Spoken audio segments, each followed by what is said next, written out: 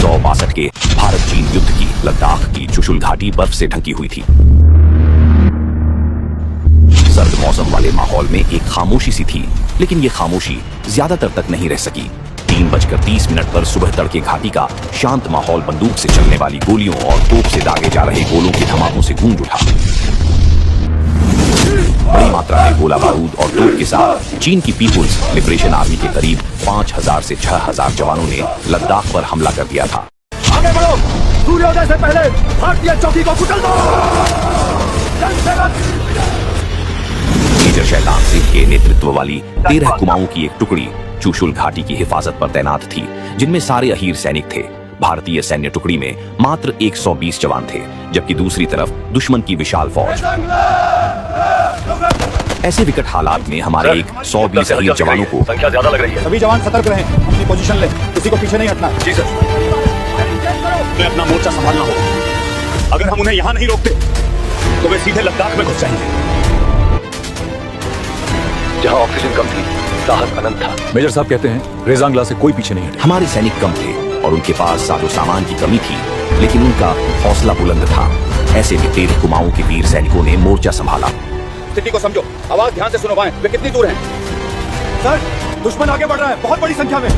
उनकी संख्या मत देखो, अपना साहस देखो, अपनी स्थिति मजबूत रखो।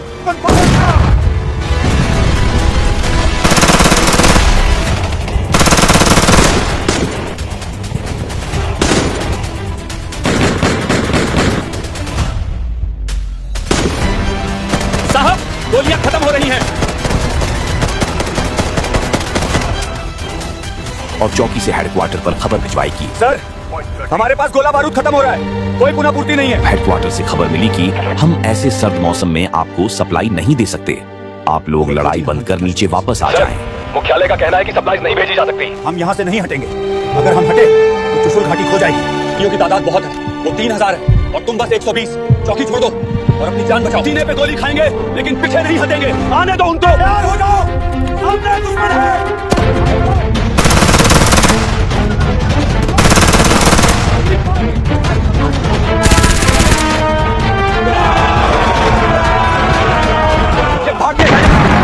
शैतानों की तरह लड़ रहे हैं। हर एक हमारे तख्त को मार रहा है। ये कैसे मुमकिन है? यही है। भारतीय पीछे नहीं हट रहे। आगे बढ़ो, रुको मत। अगर हमने ये चौकी भी खोदी तो वो एयर स्ट्रिप पे कब्जा कर लेंगे। हमें लड़ना होगा। चुशुल घाटी पर हवाई पट्टी थी और अगर हमारे सैनिक वहां से हटते तो हवाई पट्टी का इस्तेमाल चीनी सैनिक अपने एयरक्राफ्ट को उतारने के लिए इस्तेमाल कर सकते थे और देश के अंदरूनी हिस्सों पर भी हमला करने के साथ कब्जा कर सकते थे। जब हेडक्वार्टर से ये खबर मिली कि सप्लाई करने से इनकार कर दिया गया है तो थोड़ी देर के लिए अफसोस तो हुआ, लेकिन फिर सैनिकों ने पूरी ताकत के साथ चीनियों को धूल चटाना शुरू किया। बारूद कम है लेकिन हौसला जिंदा है। हर गोली दुश्मन के सीने में उतरनी चाहिए।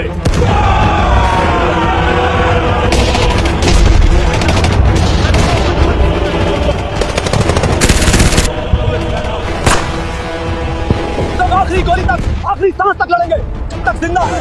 कोई भी जाने वाला इस धरती पर खत्म नहीं है।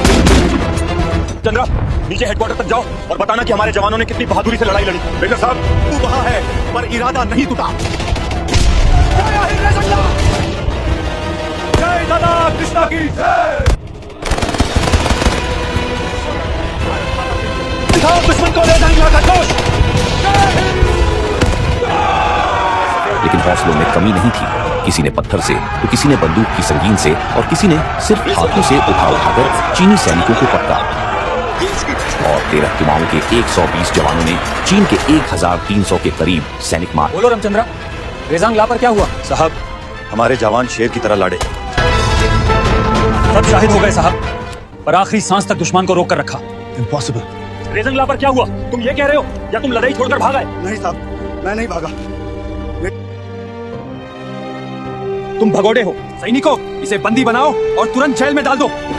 भारतीय सेना के अधिकारियों को बताई तो उनकी बात पर भरोसा करने की बजाय उनका मजाक बनाया गया।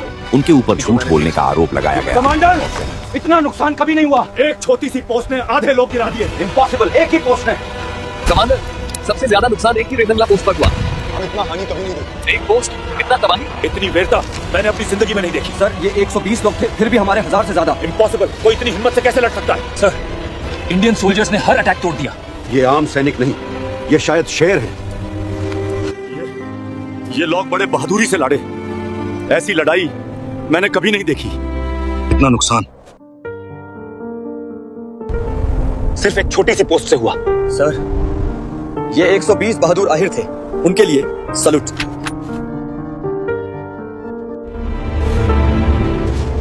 चीन की तरफ से कहा गया कि हमारा इस युद्ध में इतना नुकसान कहीं नहीं हुआ जितना 13 कुमाऊं की एक छोटी सी भारतीय सैन्य टुकड़ी ने किया। मैं भारत के साथ युद्ध विराम की घोषणा करता हूँ। आज तक जितना नुकसान मेरी सेना को सिर्फ एक रेजंगला की चौकी से हुआ, उतना कहीं पर नहीं हुआ। कब तक यहाँ बंद रहेगा मैं? कैसे यकीन दिलाऊं कि जो मैंने देखा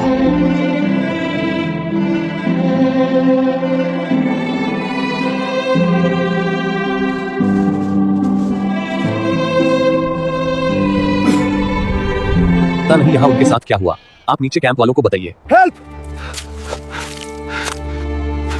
ऊपर पहाड़ी पर कुछ जवानों के पार्थिव शरीर बर्फ से बाहर दिख रहे हैं। साहब, ऊपर बर्फ पिघल रही है और शायद हमारे शहीद जवानों के शरीर दिखने लगे। क्या कहा तुमने?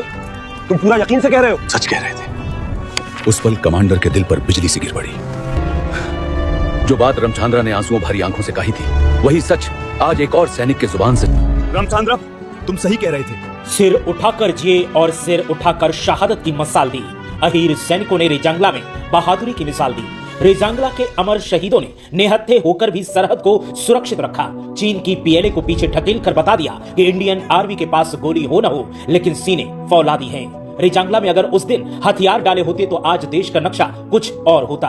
रेजांगला बैटल में हमारे अहीर सैनिकों के त्याग, बलिदान और बहादुरी की बदौलत हमारा तिरंगा शान से फहरा रहा है। लेकिन अहीर रेजिमेंट का इंतजार कल भी था और आज भी है। शहादत को सम्मान मिले, अहीर सैनिकों के बलिदान का स्वाभिमान मिले और अहीर रेजिमेंट भी बने। जय हिंद, जय भारत, जय वीर अहीर।